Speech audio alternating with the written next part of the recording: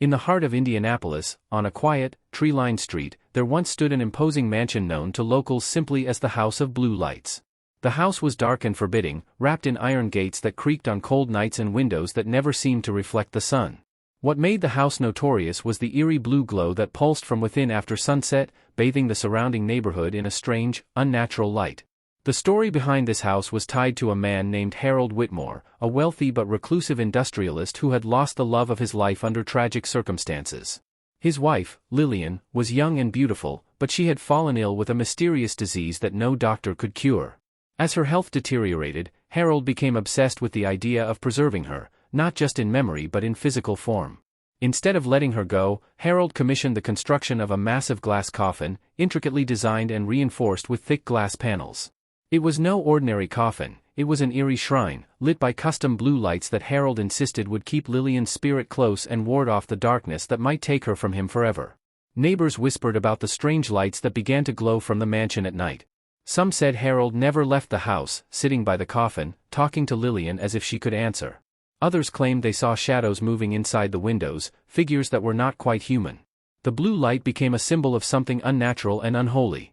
Despite the rumors and the growing fear in the neighborhood, Harold refused to sell the mansion or stop the nightly blue light ritual.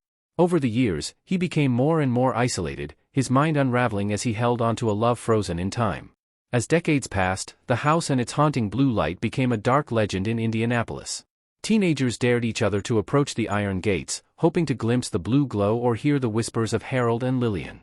Many reported strange feelings, cold spots, a sense of being watched, and sudden flashes of blue light that seemed to dart just out of sight. In the 1970s, the house was purchased by the city due to complaints from neighbors about the growing decay and strange occurrences. Yet, even after Harold Whitmore's death, the blue lights reportedly continued to flicker behind the boarded-up windows. Urban explorers who dared to venture near the mansion told stories of ghostly figures and soft, mournful humming that seemed to echo from inside the walls. One such explorer, a young woman named Jenna, captured chilling footage of the blue glow flickering through cracks in the boarded windows.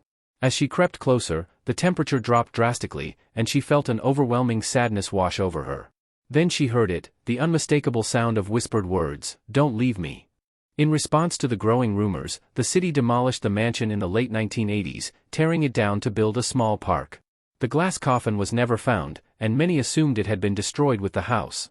But the blue lights did not disappear. Not long after the mansion was demolished, locals began reporting strange phenomena in the woods near where the house once stood. The blue glow, that same unnatural light, could be seen flickering between the trees at night. People claimed to hear soft sobbing, footsteps, and a faint humming that chilled the soul.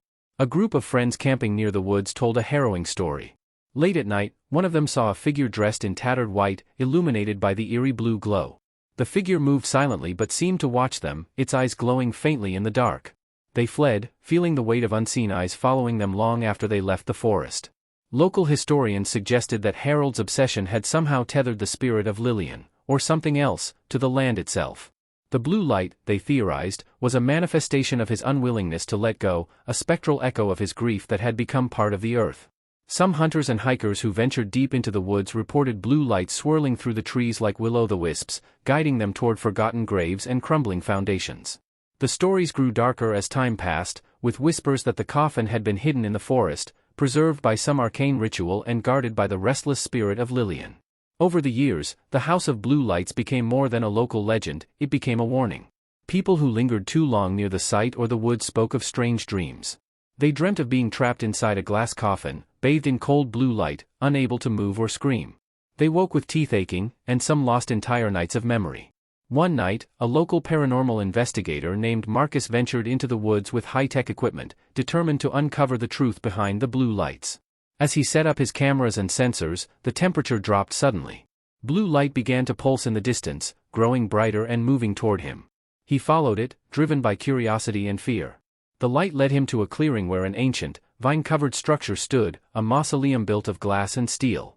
Inside, the unmistakable shape of a coffin glowed with an unearthly blue. Marcus approached and felt a wave of despair so powerful it brought him to his knees. Suddenly, a whisper filled the air, "Come closer, join us." Panicked, Marcus fled, but the curse followed him.